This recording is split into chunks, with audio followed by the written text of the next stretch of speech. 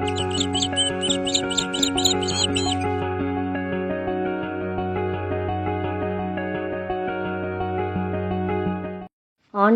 இனிய நாமத்தில் உங்களை சந்திப்பதில் மிக்க மகிழ்ச்சி அடைகின்றேன். நாம் இன்று தியானிக்க எடுத்திருக்கும் தலைப்பு, இறைவன் உங்களை மேன்மைப்படுத்துவார். தியான வசனம் யோசுவா அதிகாரம் 3 வசனம் 7.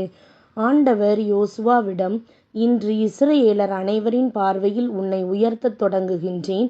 அதனால் நான் மோசேயுடன் இருந்தது போல் உன்னோடும் இருப்பேன் என்று அவர்கள் அறிந்து கொள்வார்கள். இந்த வசனத்தின் மூலமாக கடவுள் நமக்கு உணர்த்துவதை சிந்திப்போமா? கிறிஸ்துவுக்குள் பிரியமானவர்களே, நம்முடைய ஆண்டவரும் மீட்பருமான இயேசு கிறிஸ்துவின் வல்லமையுள்ள நாமத்தில் உங்களை வாழ்த்துகிறேன். நான் மோசேயோடு இருந்தது போல உன்னோடும் இருக்கின்றேன் என்று இஸ்ரவேல் எல்லாரும் அறியும்படிக்கு இன்று அவர்கள் கண்களுக்கு முன்பாக உன்னை மேன்மைப்படுத்துவேன் என்று யோசுவாவுக்கு கூறிய வாக்குத்தத்த வசனத்தை இன்று நாம் தியானிக்க இருக்கின்றோம்.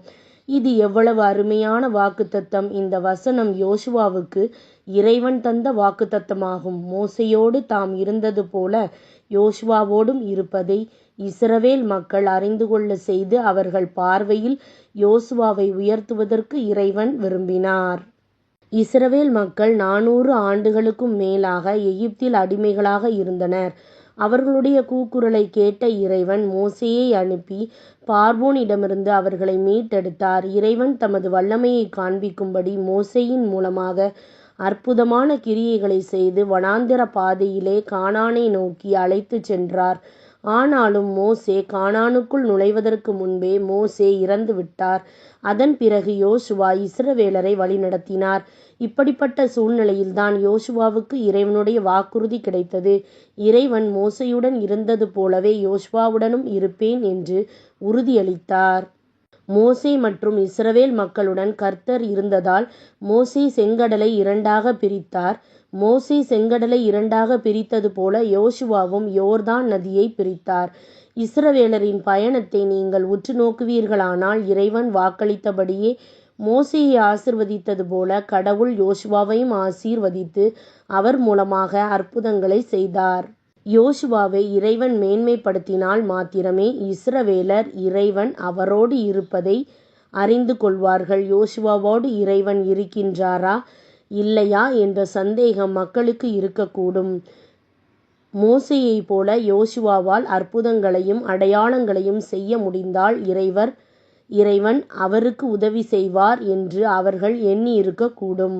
இது போன்ற சந்தேகங்களை அகற்றுவதற்காகவே இறைவன் மோசேயை தாம் உயர்த்தியது போல யோசுவாவையும் மேன்மைப்படுத்தினார். தாம் அன்றைய தினம் முதல் யோசுவாவை மேன்மைப்படுத்த தொடங்குவதாக கடவுள் அவரிடம் கூறினார். அப்படியே செய்தார்.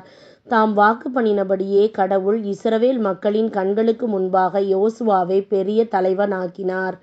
இஸ்ரவேலர் மோசேக்கு பயந்தது போலவே யோசுவாவுக்கும் பயந்தார்கள். அன்றைய தினம் கடவுள் ஒரு அதிசயத்தையும் அடையாளத்தையும் செய்தார். முன்னர் செங்கடலை பிளந்ததைப் போல அவர் யோர்தானின் தண்ணீரை பிளந்தார்.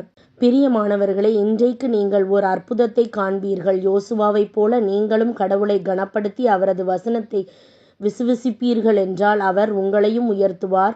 என்னை கனம் பண்ணுகின்றவர்களை நான் கனம் பண்ணுவேன் என்று விவிலியம் கூறுகின்றது. நாம் இறைவனை கனம் பண்ணினால் அவர் பதிலுக்கு நம்மை கனம் பண்ணுவார். இறைவனுடைய வசனத்தின் மேல் யோசுவா அசையாத விசுவாசம் கொண்டிருந்தபடியினால் மோசேயைப் போல அவரும் கர்த்தரால் மேன்மைப்படுத்தப்பட்டார். மக்கள் யோசுவாவை நம்பினார்கள்.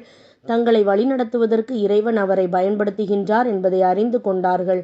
அதிசயம் நடக்கவில்லை என்றால் அவர்கள் நம்பியிருக்க மாட்டார்கள். ஆனால் யோசுவாவின் வார்த்தைகள் கனம் பெற்றன.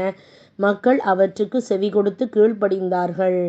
அந்நாளிலே கடவுள் யோசுவாவை சகல இஸ்ரவேலரின் கண்களுக்கு முன்பாகவும் மேன்மைப்படுத்தினார். அவர்கள் மோசேக்கு பயந்திருந்தது போல அவருக்கும் அவர் உயிரோடு இருந்த நாளெல்லாம் பயந்திருந்தார்கள். யோசுவா இஸ்ரவேலருக்கு முன்பாக மட்டுமல்ல, சுற்றியுள்ள மற்ற நாடுகளுக்கு முன்பாகவும் உயர்த்தப்பட்டார். சிந்திப்போம், வாழ்வாக்குவோம். நாம் ஜெபிக்கலாமா? அன்பின் ஆண்டவரே, தாழ்மையுள்ள இருதயத்தோடு உம்மண்டை வருகின்றேன். என் வாழ்க்கையை உன் அன்பு கரங்களில் ஒப்படைக்கின்றேன். ஆண்டவரே, நான் உம்மை முற்றிலுமாய் நம்புகின்றேன். உம்முடைய சமூகத்தை விட்டு என்னை விலகச் செய்யும். காரியங்கள் அகன்று போகட்டும். உலக பிரகாரமான நட்பு, உறவு மற்றும் நிலையற்ற இன்பங்களிலிருந்து என்னை விடுவித்துக் கொள்வதற்கு உதவி செய்வீராக. உம்முடைய வழிகளில் நடக்கவும் தவறான பழக்கங்களையும் நேர்மையற்ற லாபத்தையும் விட்டுவிடவும் கிருபை செய்யும். நீர் என்னை உயர்த்துவீர் என்பதை அறிந்து உம்முடைய சமூகத்தில் பொறுமையோடு காத்திருக்க என்னை பலப்படுத்தும். இயேசுவின் வல்லமையுள்ள நாமத்தில் ஜெபிக்கின்றேன் எங்கள் ஜீவனுள்ள நல்ல பிதாவே, ஆமேன். இந்த நாள் மேன்மையின் நாளாக அமைவதாக. Praise the Lord.